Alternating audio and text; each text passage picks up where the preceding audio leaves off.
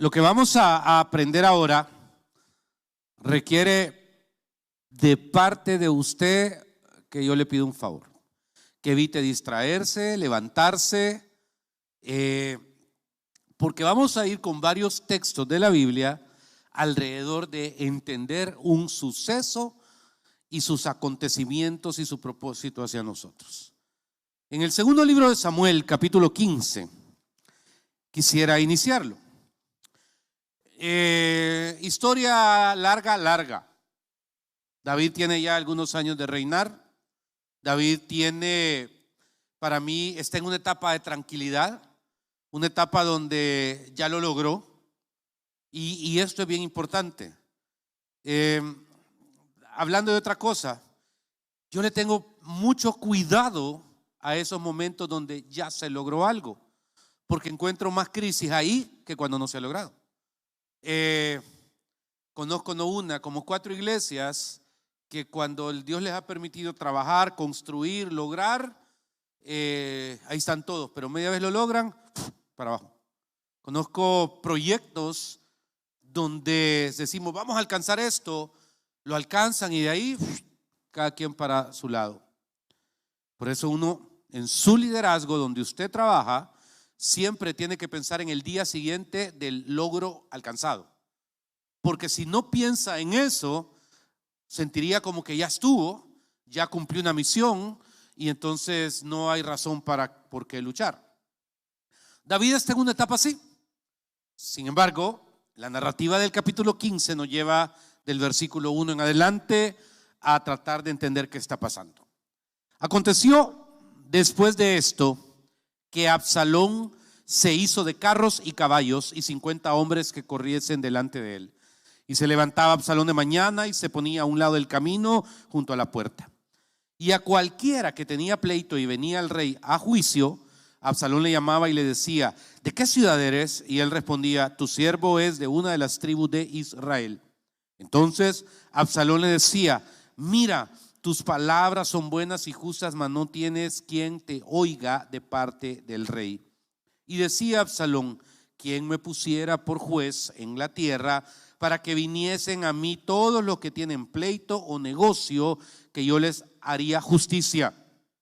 Y acontecía que cuando alguno se acercaba para inclinarse a él, él extendía la mano y lo tomaba y lo besaba.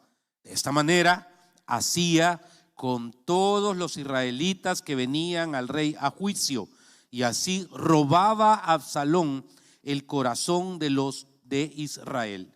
Al cabo de 4 años, aconteció que Absalón dijo al rey: yo te ruego que me permitas que vaya a Hebrón a pagar mi voto que he prometido a Jehová, porque tu siervo hizo voto cuando estaba en Gesur en Siria, diciendo: si Jehová me hiciere volver a Jerusalén, yo serviré a Jehová. Y el rey le dijo: ve en paz. Y él se levantó y fue a Hebrón. Entonces envió Absalón mensajeros por todas las tribus de Israel, diciendo: cuando oigáis el sonido de la trompeta, diréis: Absalón reina en Hebrón. Y fueron con Absalón 200 hombres de Jerusalén, convidados por él, los cuales iban en su sencillez sin saber nada. Padre, háblenos en esta hora, enséñenos lo que tienes para nosotros, en el nombre de Jesús, amén. Es muy probable que David no es muy probable, era un padre ausente. Y es curioso porque uno tiene que ser muy cuidadoso en su día a día, y yo sé que eso usted lo ha oído 1000 veces, de sanar su corazón. Me inquieta porque si usted observa, aquí hay resentimientos guardados. Han pasado 4 años desde el momento donde este muchacho comenzó en su corazón a conspirar contra su papá. Y fíjese qué palabra más difícil, porque aquí tal vez le voy a dar un consejo muy personal. Yo creo que uno, para las ofensas, para los daños, para las heridas, tiene que tener mente de Dory. ¿Qué quiere decir eso? Rápido sacarlo, porque si no, se va generando en uno nichos, guacales, hoyos, donde va metiendo cualquier tipo de resentimiento o rechazo contra alguien por alguna causa justificada o que no exista esa causa justificada. Absalón comenzó buscando empatía de la gente, adulación de la gente, y la gente, pues, ¿me entiende?, comenzó a sentir que tenía acceso a alguien importante en el reino, porque David estaba metido en 40 cosas. Ahora, el problema es que si uno le da mucho espacio a los sentimientos complicados, se vuelven poderosos dentro de uno. Cuando uno no lo saca rápido. Y la vida siempre te va a dar oportunidades para que te vengues. Te doy un ejemplo. Así le dije a alguien hace poco. Mira, yo en mi mente no es guacal de chambres, le dije. Porque me estaba contando un chambre de alguien que no es muy santo en mi devoción, ¿va?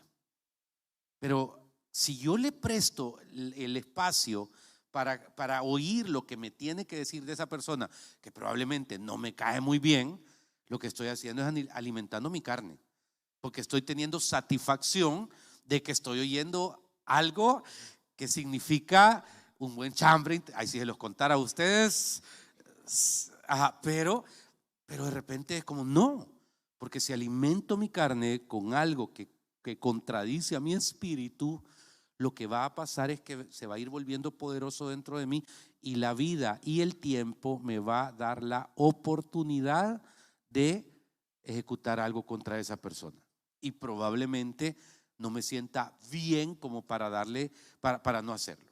Entonces aquí va, Absalón está en su jugadita, y si necesito leerle otro texto largo. ¿Por qué? Porque después de que se lleva a estas 200 personas, da la orden en Hebrón, se declara rey, pasa lo siguiente. Versículo 13, quiero leer del 13 en adelante. Y un mensajero vino a David diciendo: el corazón de todo Israel se va tras Absalón. Entonces David dijo a todos sus siervos que estaban con él en Jerusalén: levantaos y huyamos, porque no podremos escapar delante de Absalón. Daos prisa a partir, no sea que apresurándose él nos alcance y arroje el mal sobre nosotros y hiera a la ciudad a filo de espada. Y los siervos del rey dijeron al rey: he aquí tus siervos están listos para todo lo que nuestro señor el rey decida. Y el rey entonces salió con toda su familia en pos de él, y dejó el rey 10 mujeres concubinas para que guardasen la casa.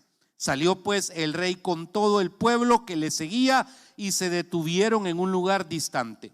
Y todos sus siervos pasaban a su lado con todos los cereteos, peleteos y todos los genteos, 600 hombres que habían venido a pie desde Gat, iban delante del rey.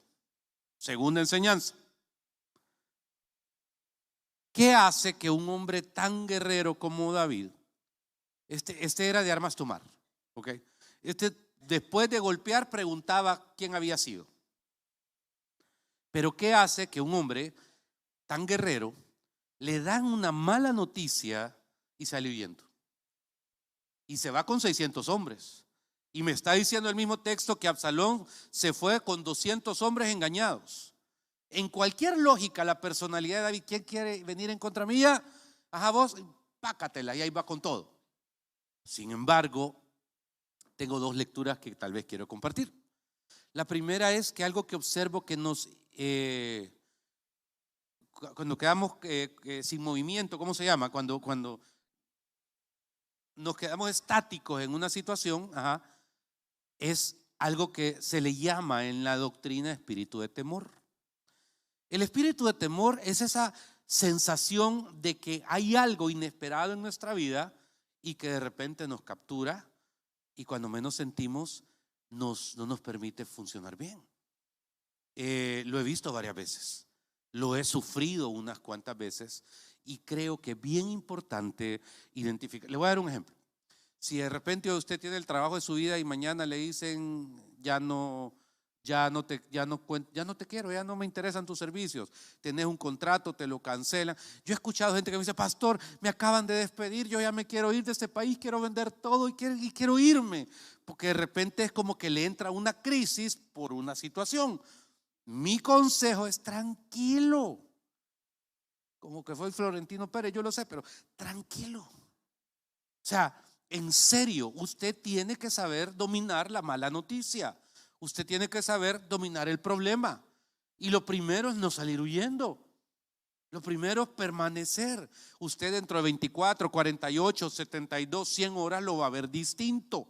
No, pero es que ya, no, cuidado. Eso es el punto. ¿Por qué? Porque un espíritu de temor te cae de sorpresa. Y cuando menos sientes, no te permite generar, accionar, moverte y te sientes destruido. Si yo tuviera enfrente al Juan Carlos Asbun de 24 años, ¿qué consejo le daría? O sea, si yo pudiera ahorita ver a mi yo de 24 años, el primero que le diría, no te cases. Ese de plano. A los 24 años, pues me casé a los 24 años. Ese sería el primero. Pero no, en serio, uno que le diría es, en los momentos más complicados de tu vida, Juan Carlos, que vas a pasar, tenés que saber esperar en Dios y no reaccionar inapropiadamente. ¿Por qué? Porque lejos de salir de un rollo, te vas a meter más. Punto. Entonces David, en su lógica, le agarra una gran crisis. Deja a las 10 muchachas ahí cuidando la casa. Sale huyendo, pero también tengo una lectura personal. Es el hijo. Ningún padre que se va contra un hijo sale bien, a pesar de que el hijo se vaya contra el padre. Oiga esa lección. Padres, probablemente no tenemos las mejores fichas de hijos algunos. Padres, probablemente nuestros hijos en algún momento no son lo que usted quisiera, pero nunca se vaya contra un hijo. Nunca. ¿Por qué? Porque al final usted tiene que cumplir su misión. Y probablemente en este caso Absalón pueda establecer 10,000 parámetros para decir, no, es que mi papá no funciona, mi papá no me quiere, mi papá no me da, mi papá no me toma en cuenta, me ignora. Ok, déjelos. Déjelos, ¿por qué? Porque el primer mandamiento con promesa es honrar a padre y madre para que tengas largura de días. Y de entrada, la peor rebelión que puede haber de un individuo es contra un padre y una madre, obviamente. Cuando voy viendo esta escena, la guerra está armada. El padre sale huyendo, abandona Jerusalén, deja tirado todo de la noche a la mañana. El hijo está en Hebrón y se encaminan a Jerusalén a retomar el trono. Pero dejé sin leer un versículo en medio, el 13. ¿Por qué? El 12, perdón. Porque dice, y mientras Absalón ofrecía los sacrificios, llamó a Ahitofel Gilonita, consejero de David, de su ciudad de Gilo, y la conspiración se hizo poderosa y aumentaba el pueblo que seguía a Absalón. Ok. ¿Quién es Ahitofel? Ya lo vamos a descubrir. Es un personaje interesantísimo. Y es un personaje que era el consejero de David. Si ve Juego de Tronos, sería la mano del rey. En ese sentido, es donde está este personaje. Le pega la llamadita y le dice, mira, Ahitofel, ¿puedes venir? Ya estoy en eso, ahí voy. Ahora, este hombre es uno de los personajes interesantísimos de la Biblia. ¿Por qué? Porque si usted va conmigo, hermano, cuando en el 15:31, ¿ok? Vamos a leer el 15:31. ¿Qué dice el 15:31? Y dieron aviso a David diciendo, Ahitofel está entre los que conspiraron con Absalón. Entonces David dijo, entorpece ahora, oh Jehová, el consejo de Ahitofel. Mire, yo soy muy respetuoso de todo tipo de oraciones. Hay gente que yo digo, la oigo orar y digo, qué bonito ora, ¿verdad? Hay gente que es bien poética para orar. Me gusta. Pero siempre he creído de que yo no tengo que tener una dinámica que no sea genuina para buscar la presencia de Dios. cuando uno busca la presencia de Dios con genuinidad, creo que los planteamientos en oración a Dios deben de ser francos y directos. Fíjese la oración de David. En medio de la crisis le dicen, fíjate que, ¿sabes quién está con tu hijo? ¿Quién? Ahitofel. Y la oración de David es, Señor, entorpece el consejo de Ahitofel. Es una oración simple, pero ¿por qué dice esta oración? Vaya por favor en el capítulo 16 al versículo 23. Dice algo más de Ahitofel. Y el consejo que daba Ahitofel en aquellos días era como si se consultase la palabra de Dios. Así era todo consejo de Ahitofel, tanto con David como con Absalón. Me da una luz. Mire, en toda la Biblia no encuentro un solo personaje que me diga que el consejo de él, Lic Peña, era cómo consultar a Dios. O sea, ¿qué nivel? O sea, nivel de ahí arriba. Porque había de verdad, porque y busqué y rebusqué en toda la Biblia y no encontré una sola persona que tenga esa liga. Es una mezcla quizás de sabiduría, de revelación, de experiencia, de propósito, y puedo seguir y seguir y seguir y seguir. Sin embargo, ¿por qué alguien cuyo consejo era como consultarle a Dios? ¿Por qué alguien cuyo consejo era tan grande y estaba ahí forma parte de una conspiración? Y cuando está ya con el señor llamado Absalón, leemos que le da el primer consejo. Y el primer consejo que le da está en el versículo 21. Póngalo por favor, del capítulo 16. Y Ahitofel dijo a Absalón: llégate a las concubinas de tu padre, que él dejó para guardar la casa, y todo el pueblo de Israel oirá que te has hecho aborrecible a tu padre, y así se fortalecerán las manos de todos los que están contigo.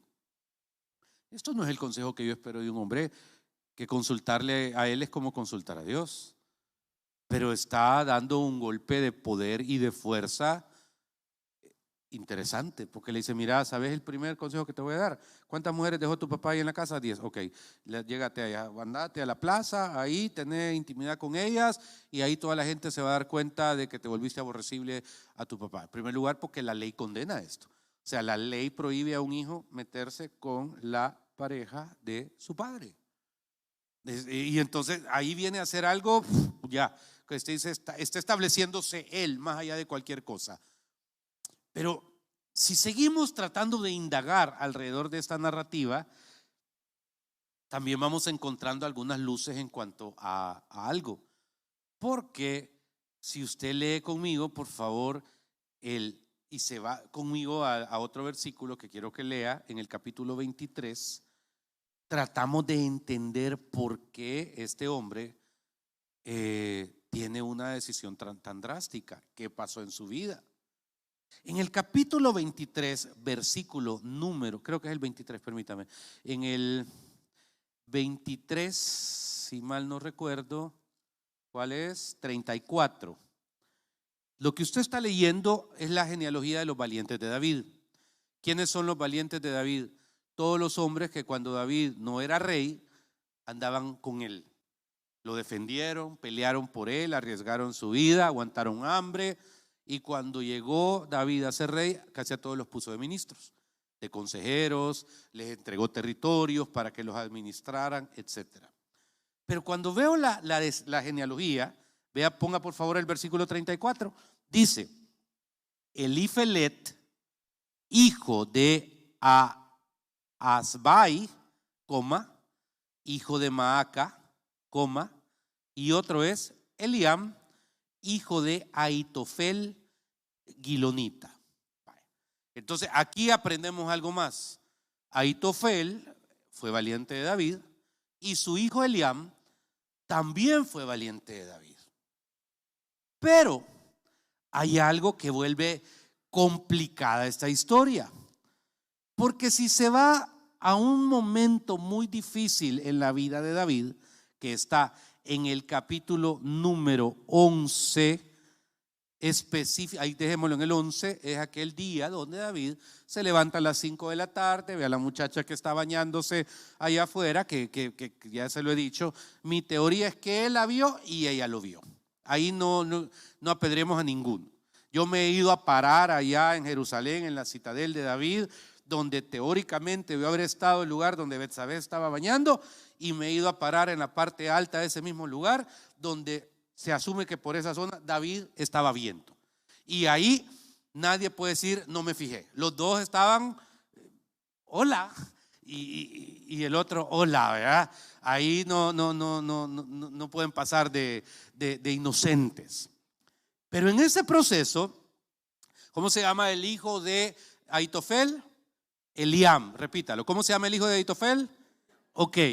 Si usted va al capítulo número 11, versículo 3, cuando ve este señor a esta muchacha, lo que le dice es: envió David a preguntar por aquella mujer, y dijeron: aquella es Betsabé, ¿hija de quién? ¿Hija de quién? Ok. Y entonces, ¿qué es Betsabé de Ahitofel? La nieta. Entonces David se metió con la nieta de su consejero. No, si el derecho de nacer no es nada. Las series coreanas se quedan cortitas comparado a esto. Pero le voy a decir algo bien interesante. Hoy veamos la introspectiva. Usted tiene a un consejero, un hombre sabio, que consultarle a él era como consultarle a Dios. Un día de la nada se entera que su nieta está viviendo con su jefe. ¿Cómo lo procesa? Un día se entera de que no murió en batalla el esposo. Su jefe lo mandó a matar. Un día se entera que es la comitiva del palacio. Fíjate que está embarazada. ¿Quién? No digas nada, y viene el abuelo. Me explico. ¿Cuántas vergüenzas se tuvo que haber tragado? ¿Cuántas humillaciones tuvo que haber aguantado? ¿Cuántos procesos tuvo que haber visto para que su corazón comenzara de la honestidad a la hipocresía? ¿Hay consejo de ministros? Sí. Y de repente, y David, no, ella está perdón, es tu nieta. Sí, no, ya viene, estoy ocupado. Y al rato entra David como que sin nada. Y todo esto va generando en Ahitofel enojo, cansancio, malestar, y pasar de la etapa de la honestidad a la etapa de disimular y la etapa de la hipocresía. Tenés que poner poker face toda la vida, porque de repente es tu jefe. O sea, cuando ya no te sentís cómodo en un lugar, primero tenés que procesarlo correctamente, ¿no? Pero tenés que entender de que va cargando y va trayendo carga y va trayendo peso y va trayendo peso, y cuando menos sentís, ya no aguantás. Y entonces pasás a esa etapa a la etapa de odiar. Yo le puedo decir que para mí, y eso es de lo que le dijera al Juan Carlos Asbun de 24 años, que cuidado con vivir odiando, porque si llegas a odiar a alguien es consecuencia de que no procesaste bien el manejo de la relación o el conflicto. Y al final es tan culpable el que te dañó como nosotros cuando comenzamos a odiar a esa persona. Y nadie sale victorioso. Entonces Ahitofel comenzó, y la vida le puso la oportunidad de vengarse. Ahora, ¿cuál fue el primer consejo que le dio a David, a Absalón? ¿Se acuerda que lo acabo de decir? ¿Cuál fue el primer consejo? Que se acostara con la... Ok, ¿sabe qué estaba diciendo? Estaba vengándose. Porque como él se había metido con la nieta, él lo que quería era en su carne que David sufriera lo mismo que él había sufrido por 10. Y ahí hay un punto de no retorno. Hay un punto donde una persona se puede ir al dark side de una manera bestial, y nuestra misión como iglesia es impedir en el nombre de Jesús que usted en su día a día se vaya al dark side. Que usted sepa que hay cosas en la vida que hay que dejar pasar, ni modo. Que usted sepa que hay cosas en la vida que ni modo, o sea, una pérdida no te define, ¿ok? Quienes aquí son empresarios, comerciantes, saben que hay negocios que se caen. ¿Te define ese negocio? No. Es parte de la vivencia. ¿Que da cólera? Sí. ¿Que te enoja? Sí. Pero al día siguiente, por favor, te me tomas tu cafecito, le das gracias a Dios por la vida y le das gracias a Dios porque dejó pasar algo que no era para vos. Así funciona. Sobre eso es donde para mí este hombre, el primer consejo, mira, y ahí está. Ahora, la historia no termina ahí, porque ya ha armado el nuevo Consejo de Ministros, ya ha armado todo lo relacionado a la conspiración y a todo. Vea el capítulo 17, versículo 1. Dice, entonces Ahitofel dijo a Absalón, yo escogeré 12,000 hombres y me levantaré y seguiré a David esta noche. Y caeré sobre él mientras esté cansado y débil de manos. Lo atemorizaré y todo el pueblo que está con él huirá y mataré al rey solo. Así haré volver a ti todo el pueblo, pues tú buscas solamente la vida de un hombre. Y cuando ellos hayan vuelto, todo el pueblo estará en paz. Y este consejo pareció bien a Absalón y a todos los ancianos de Israel. Aquí veo algo personal, porque el consejo va, mira, yo conozco a tu papá. Esta es hora de que aquel, como se la lleva de gran guerrero, cuando le vienen las cosas malas no las sabe manejar. Me voy a ir con un montón de hombres, voy a asustarlo, voy a estar buleando toda la noche, acosando. La gente va a huir, hombre, no la vamos a tocar. Porque mañana, cuando yo lo haya matado a él, entonces lo que va a pasar es que la gente va a decir, muerto el rey, vive el rey. ¿Y quién es el nuevo rey? Vos. Y no hay problema. De repente parecía lógico el consejo desde el punto de vista. Pero pasan dos cosas. ¿Cuál había sido la oración de David? Entorpece el consejo de Ahitofel. Y como esa fue la petición de David, pasó algo. Entonces, versículo número 7, Usaí dijo a Absalón, el consejo que ha dado esta vez Ahitofel no es bueno.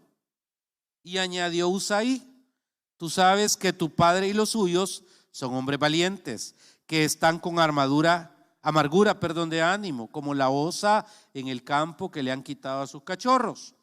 Además, tu padre es hombre de guerra y no pasará la noche con el pueblo. He aquí, él estará ahora escondido en alguna cueva o en otro lugar, y si al principio cayere en alguno de los tuyos, quien quiera que lo oyere dirá, el pueblo que sigue a Absalón ha sido derrotado. Y aún el hombre valiente cuyo corazón sea como corazón de león desmayará por completo, porque todo Israel sabe que tu padre es hombre valiente y que los que están con él son esforzados. Aconsejo pues que todo Israel se junte a ti desde Dan hasta Beerseba en multitud como la arena que está a la orilla del mar, y que tú en persona vayas a la batalla. Entonces te acometeremos en cualquier lugar en donde se hallare y caeremos sobre él como cuando el rocío cae sobre la tierra, y ni uno dejaremos de él y de los que están con él. Dos consejos. Al pueblo no le interesa quién es el rey, están con el que está. Y para evitarte tu fatiga, préstame tu ejército, yo voy y yo lo mato. Consejo 2, no, es hombre de guerra, tenés que ir vos. ¿Y sabes qué? Vamos a matarlo a él y a todos los que están con él. ¿Cuál había sido el consejo, la petición de David? Entorpece el consejo de Ahitofel. Acuérdese siempre de sus oraciones. Están colgadas ahí en la presencia de Dios hoy. No se botan. Acuérdese, acuérdese siempre de esas cosas.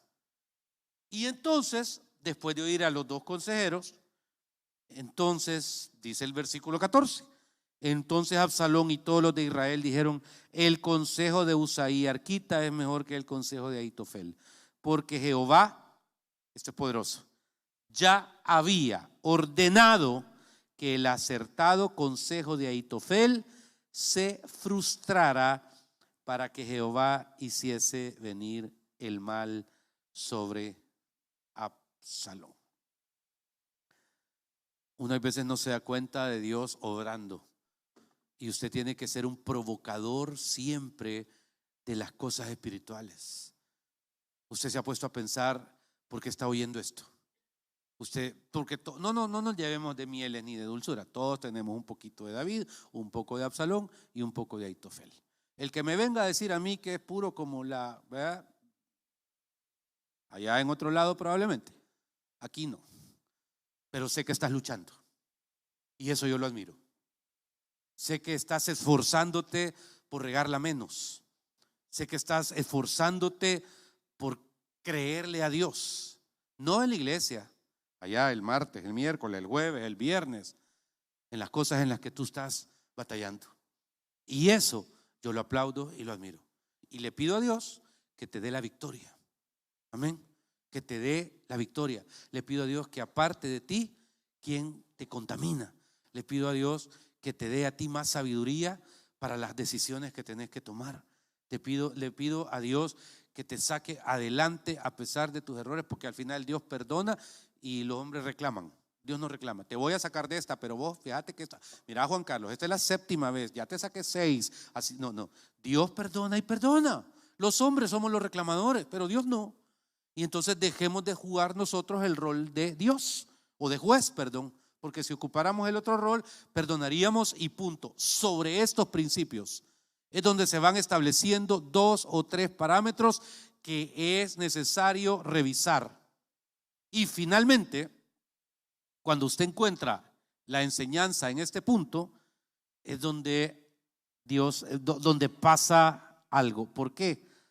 Porque cuando se van por el otro lado, entonces Ahitofel dice en el versículo 23, vaya conmigo: pero Ahitofel, viendo que no se había seguido su consejo, ese es verdad, sí, enalbardó su asno y se levantó y se fue a su casa, a su ciudad, y después de poner su casa en orden, se ahorcó y así murió, y fue sepultado en el sepulcro de sus padres.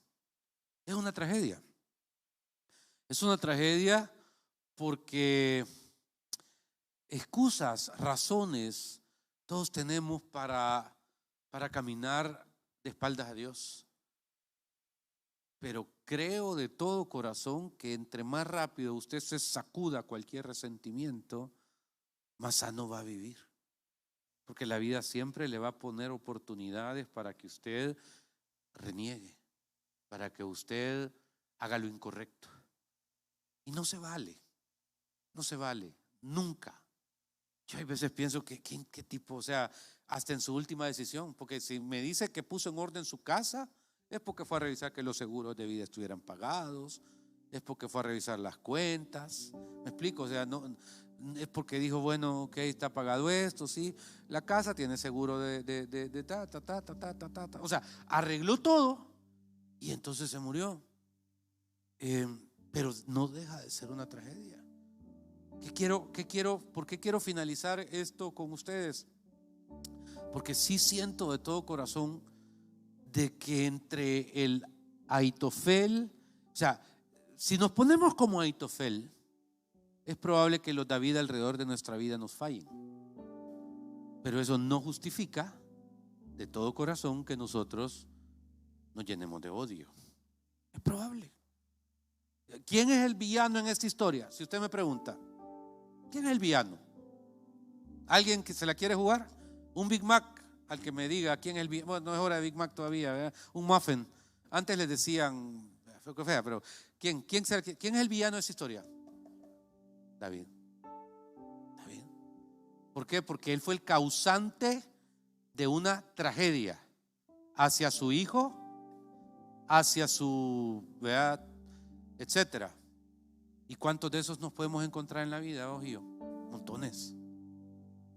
Pero al final no vamos, es que a mí, no. Cuando vayamos delante del Señor vas a rendir cuentas por tus acciones, no por las que otras hicieron o dejaron de hacer contigo. Entonces no te victimices. No te victimices. Cuando superes eso, te va a llegar un dolor. Salud. Gracias, me encantó eso. No, aspetta un momento. No, puede ser. Forza Italia, campione di calcio di tutto il mondo. Ay. Cuando uno entiende eso, uno es más feliz. 2, vaya, veamos a Absalón. Absalón le dio espacio a una circunstancia. Usted necesita sanar. Si hay dolor, es necesario sanar. Y le soy honesto, el único sanador es Dios. No hay otro. Así tengas 80 años, al menos viví de los 80 a los 100 en paz, porque sanaste una herida. Superala en Él. 3, David. David es considerado dentro de la literatura religiosa el más prolífero escritor.